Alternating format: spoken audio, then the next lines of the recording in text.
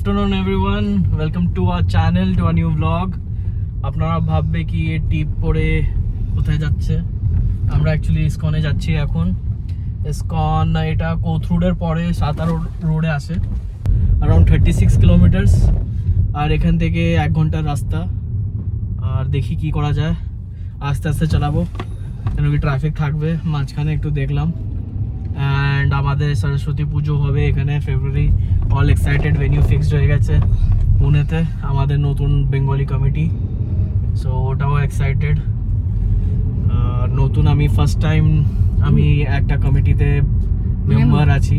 আর logistic so সব আনা like নিয়ে আসা সব কাজ আমার।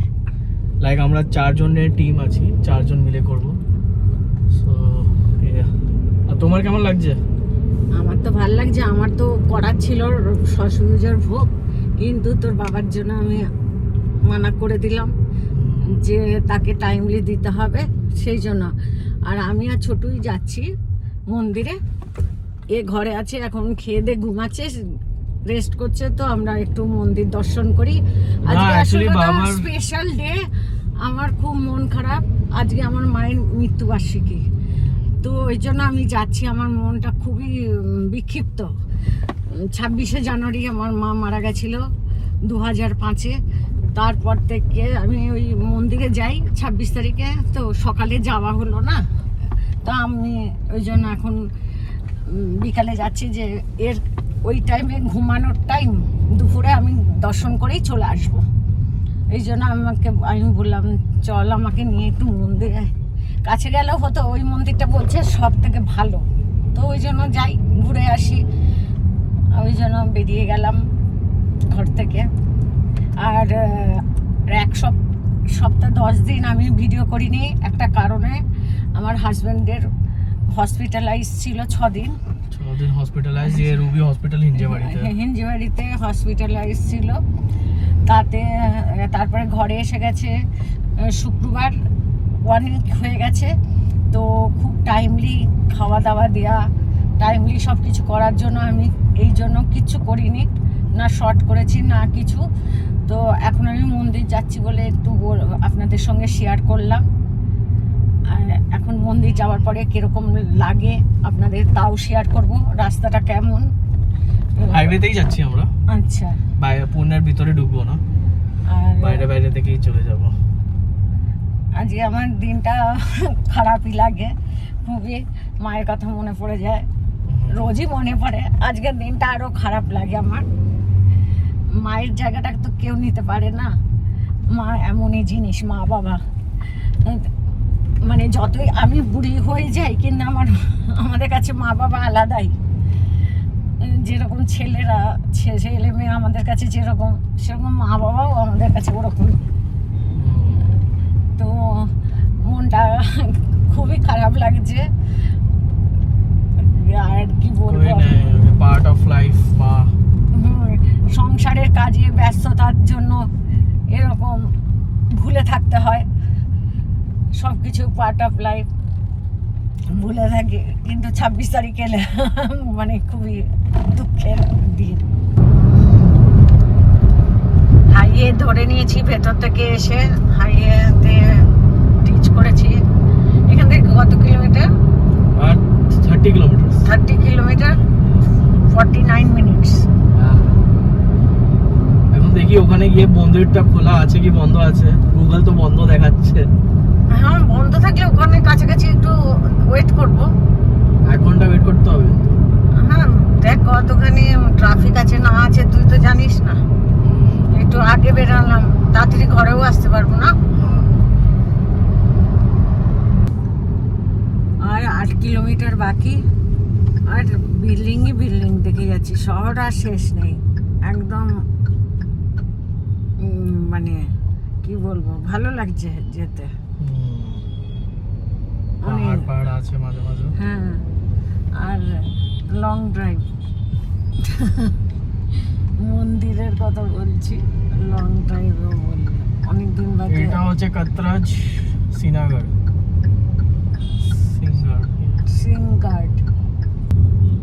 আজকে আরেকটা স্পেশাল ডে। 26শে জানুয়ারি রিপাবলিক ডে, সবাইকে শুভেচ্ছা জানাই। সবার ভালো কাটুক, আনন্দে কাটুক, এটাই চাই। সুস্থ শরীর থাকুক সবার। আর এসেই গেলাম, 10 মিনিট লাগবে, আর 3:30 পৌঁছে যাব। তবে 1 ঘন্টা এদিক ওদিক ঘুরবো ওখানে। দেখো যদি ঘোরার জায়গা, আমার তো লাগছে না। মা, ইস্কনের মন্দির চলে এলাম। এখন লাইন দিয়ে যেতে হবে ভেতরে। গুগলে দেখাচ্ছিল বন্ধ, এখানে ওপেনই আছে।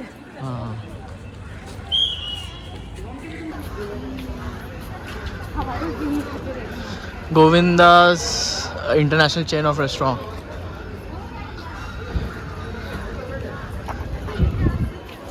সব কিছু আছে, আগে ওখানে মন্দির। লাইন আছে রে। হ্যাঁ,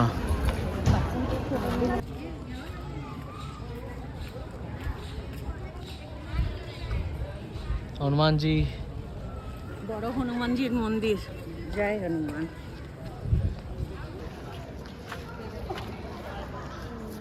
श्रीमती तुलसी देवी का मंदिर।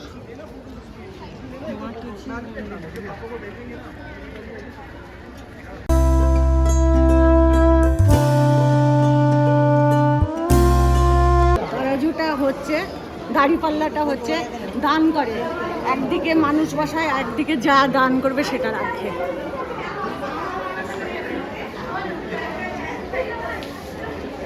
ভালো হয়েছে তাড়াতাড়ি এসেছি, দেরি হলে কি অবস্থা হতো, আরো ভিড় হতো। এখনই কি ভিড়।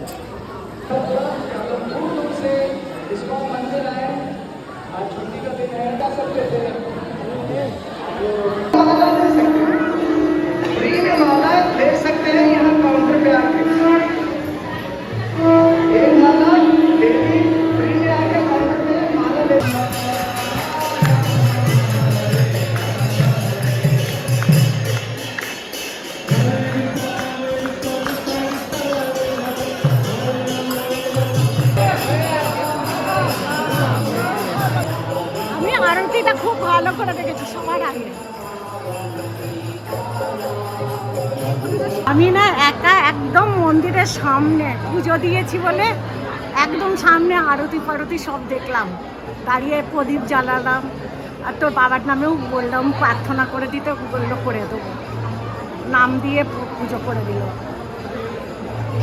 ওইটা আমার ভালো লাগলো। আর মায়ের নামে পুজো দিয়ে দিলাম, দান পেটিতে দিয়ে দিলাম। সবাইকে বললাম ভালো রেখো। মায়াপুর থেকে ভালো দর্শন হবে, একদম কাছের থেকে। তুই আমার সঙ্গে থাকলে তুইও দাঁড়াতে পারতিস, তুই যেতে পারবি না, তুই এত ভক্ত। থানা আমাকে নিয়ে দিলাম। বাহ,